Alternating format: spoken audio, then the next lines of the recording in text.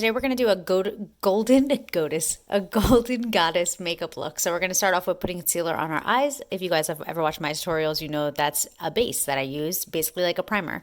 And then I'm going to pat it down with the Beauty Blender. I wanted to keep a lot of me actually doing the acts that I talk about in this so you guys can see how much goes into it and you don't think it's like a 2-second thing. Everything takes time. So I'm going to go in with a color that I'm going to use basically as a transitional color, and this is a brown color. It's not as close to my skin color as usual, but I already knew I was going to start building this up and make it a very brown golden-y look. I knew that going into this, so I knew that I can get away with using this color.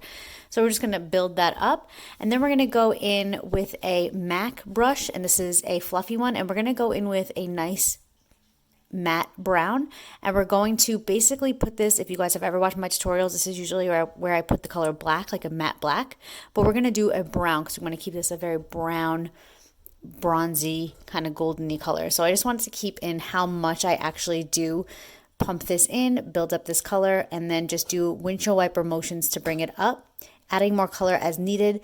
The less product you take on the brush to begin with, the less fallout you'll have.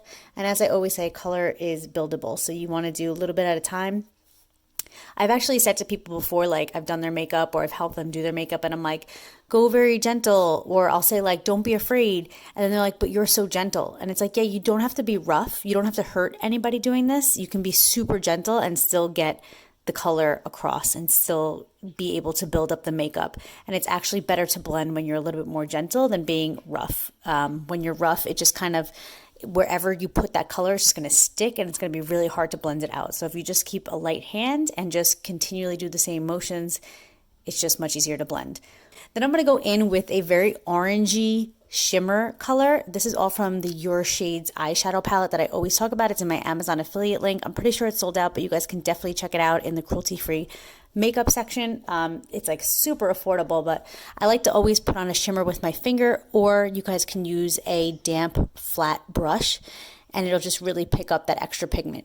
Then I'm going to go in on the inner corner and do a true gold shimmer, and I'm just going to use that to brighten up the inner corners of my eye. Then I'm going to go back in with that orangey gold color, and I'm just going to put it right back on top of where it was, just to make sure that it really pops and just really makes a statement. Again, always using my fingers. And then, as I had said in the beginning, where I usually put that black, I am going to go in with that black. And this is a more tapered brush, a more precise brush, and we're just doing very little in the corners. Then we're going to take that brown on a fluffy brush and we're going to blend up that black. The black just gives you more depth. It just adds more dimension, especially if you guys have hooded eyes. It just helps make the eye look pop. And since we're going over it with a brown color, it's still going to stay in that brown family. Black is very hard to build up, so it usually comes out as like a grayish color, so you can kind of manipulate it to make it be whatever color you wanted, keep it in whatever family you wanted. In this case, I want it to be like a brown. Okay, then I'm going to go in with a liquid liner on top. I don't get much of this in the video because it's really hard. I always do my makeup in the viewfinder for you guys, and it's just really difficult to do that, to do my eyeliner. And plus, this eyeliner was running out, which is like so super annoying. Okay, then I'm going to go, I also did it on the bottom, you guys didn't see that, but I took some of the leftover and I put it on the bottom. I like to put that underneath the waterline because it kind of catches any fallout that might come from the actual pencil going on there. So this is a NYX one in green. Again, I don't use NYX, but I had this lying around, so I decided to use it. NYX is not cruelty-free, their parent company is not, and that's why I don't really use it. So I put this on the actual waterline. If you guys have ever done makeup before, you know that sometimes that runs, and that's why I put that black underneath the liquid to try to catch it. Then I'm going to go in with a Tinted Moisturizer. This is the Australian Gold. It's in Deep Dark. And you just want to make sure that you really rub this in, even though it's just a tinted moisturizer. It does have SPF in it, but even though it's just a tinted moisturizer, it still does give you color. I use it in replace of foundation, so you really want to blend it in. If you're bald, you want to blend it in on your hairline really well, and then on your jaw, you really want to focus that. Also, it can get streaky, so you want to make sure that you really just continue to blend. That's why I left a lot of this in. Blend, blend, blend, blend, blend. Did I make it clear in this video? I mean, I wanted to keep a lot of this in to show you guys, but I don't know if I'm like being annoying at this point, but I want you guys to see like what it actually takes. So you can see I'm like really concentrating on my jawline here and just making sure that it's in my hairline. I'm actually pushing it into my bald head. Then I'm going to go in with concealer under my eyes. I like to put it on my finger first. That's just the way I use this particular concealer. And then I like to pat it out with a beauty blender, same one that I use to do the upper part of my eyelid. And we just blend it out. I also kept this in because I know that sometimes this seems like I don't blend that much, but I blend a lot. This is one of the most important steps, I think, in makeup, is the under eye concealer and really blending that out to make sure that there are no creases, there are no lines, and it just really brightens up your face. If you're not sure of what color to use a lighter shade than you think, but don't go too light, of course. And then also, depending on the time of the year, if you get a tan, you'll need to change up your foundation and concealer. Then we're going to go in with the RCMA setting powder to set under the eyes. You guys know that I do this all the time. I might be the only person who still bakes under their eyes. By the way, my dog is chewing on a bone like there ain't no tomorrow, so sorry if you hear that in the background. But yeah, so I still bake, and then I like to put that on all of my concealer that I put on my face. Then I go in and I bronze and contour basically at the same time. This is like an e.l.f. Bronzer.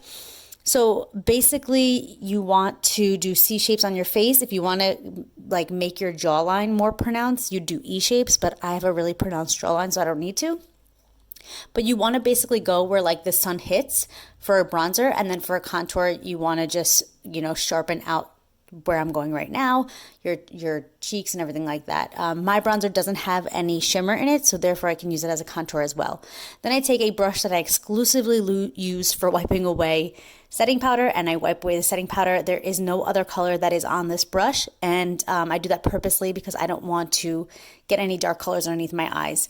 Then I go in with the Kathleen Lights ColourPop Retrograde in the no, that's what it's called. And it just has like an orangey color to it, which I just think really complemented this look really well. Plus, it's the blush that I use like all the time. I really love it. I think it's beautiful. It has a nice shimmer to it as well. Then if you guys don't have powder brows like I do, or if you guys aren't happy with your brows, this would be a great time to color in your eyebrows. But I have my powder brows done. You guys can follow that whole journey on my YouTube channel. But I don't need to color them in. So I just kind of brush out any makeup. And then I go in and I curl my lash. Then I put on mascara. And then I curl my other lash. And I put on mascara. And then I put on my fake lashes. I don't put mascara on the bottom lash until after my fake lashes are on. I know I said this in a video before, but I feel like it's really important to say. So the reason why you'd want to put on mascara before your lashes on the top is because it helps it adhere. You still want to put eyelash glue on, of course, but it helps your lash stick to the fake lash because the mascara is a little tacky. So it just kind of helps it stick so it doesn't look like you have 2 rows of lashes on. You can just squeeze them together and have 1 row of lashes. So that's the reason why you put the mascara on first when you're doing the top. That is the same reason why I don't put the mascara on the bottom yet, because I don't want it to stick to the bottom lashes. I only want it to stick to the top lashes.